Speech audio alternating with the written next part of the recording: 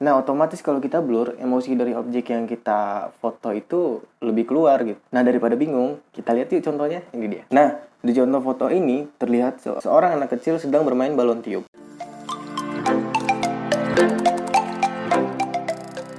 Hai, ketemu lagi sama gue, Amin. Oh iya, sebelum lanjut video, gue mau ngasih tahu nih, disclaimer ya. Video ini dibuat berdasarkan pengalaman dan opini gue aja, tapi tetap sesuai dengan standar pada umumnya kok. Di video kali ini, gue mau jelasin lebih lanjut nih tentang diafragma. Tapi, sebelum lanjut, gue mau ngasih tahu dulu nih, buat kalian yang udah tahu apa itu diafragma, boleh skip video ini. Tapi, nah ya ada tapinya nih. Kalau ada teman kalian yang baru menekuni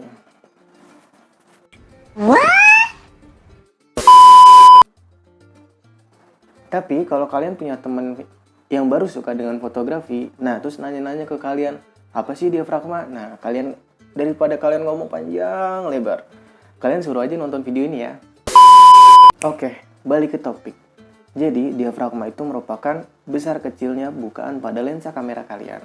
Nah, maksudnya gimana sih? Jadi, maksudnya itu kalau bukaan lensa pada kamera kalian semakin kecil, maka foto kalian akan semakin terang dan bisa membuat foto yang bokeh. Sebaliknya nih, kalau bukaan lensa kamera kalian atau diafragma kalian besar, nah foto kalian titik fokus kameranya bisa lebih lebar, tetapi fotonya bakal menjadi gelap gitu.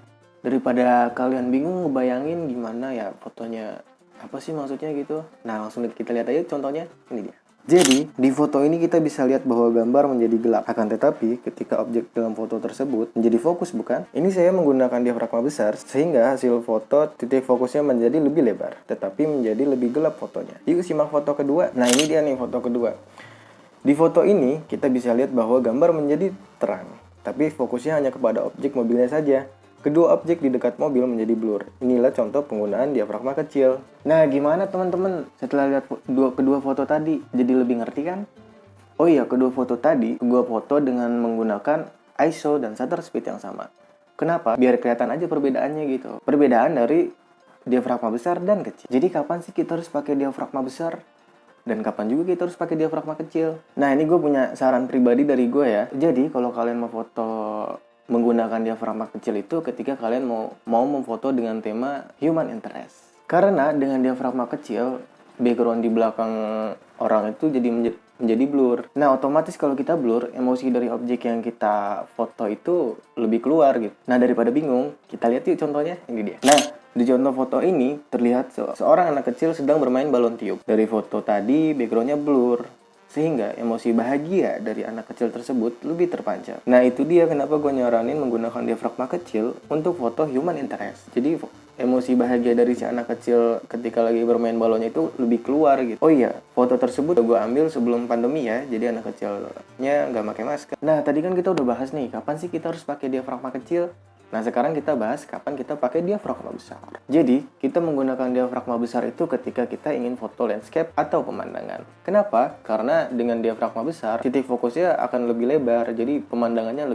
lebih jelas dan lebih indah aja gitu dipandang mata. Jika kita mau menggunakan diafragma kecil untuk memfoto pemandangan, maka hasilnya bakal kayak gini nih. Nah, bisa dilihat kan, foto kita hanya menjadi fokus pada objek tertentu saja. Di sini tuh fokusnya malah ke daun, bukan ke pemandangan yang ada di belakang. Nah, itu dia kenapa gue saranin kita itu harus menggunakan diafragma besar untuk foto landscape, karena backgroundnya bakal jadi lebih jelas, titik fokusnya akan lebih lebar, dan fotonya akan lebih nikmat untuk dipandang mata. Nah, itu dia tadi kalau kita pakai diafragma kecil untuk foto landscape atau pemandangan. Gimana, kayak kurang dapet kan feelnya? Kalau gue pribadi sih kurang dapet aja feelnya gitu. Nah, jadi itu dia kenapa gue sarankan untuk foto pemandangan dengan diafragma besar. Karena semakin besar diafragma, maka titik fokus pada lensa kalian akan semakin lebar, sehingga foto yang bisa hasilkan untuk foto pemandangan akan menjadi lebih enak aja dipandang mata gitu. Nah, daripada kalian bingung gimana sih maksudnya, ini dia contohnya. Nah, ini dia foto dengan diafragma besar. Gimana teman-teman? Lebih enak kan dipandang mata? Nah, itu dia tadi. Semua penjelasan tentang diafragma. Memang kayak kelihatan ribet sih, tapi sebenarnya simpel banget kok. Cuma ada dua teknik aja. Ya, kapan kita pakai diafragma tinggi, kapan kita pakai diafragma kecil. Gitu. Kalian biasain aja foto-foto gitu. Nanti juga lama-lama bakal hafal dan ingat sendiri aja gitu kok. Nah, itu semua tadi cuma opini gue aja nih. Kalau teman-teman punya opini, kapan kita harus pakai diafragma besar, kapan kita harus pakai diafragma kecil, yang berbeda dari gue, silahkan komen di kolom komentar ya. Kita diskusi bareng-bareng tentang hal ini. Nah, buat kalian yang masih bingung, gimana, apa sih diafragma? Gak usah sungkan, kalian bisa tanya di kolom komentar, nanti gue jawab ya. Oke, cukup sekian video kali ini. Makasih ya yang udah nonton. Dan silahkan like video ini kalau kalian suka. Jangan lupa juga untuk subscribe ya. Terima kasih. Dadah.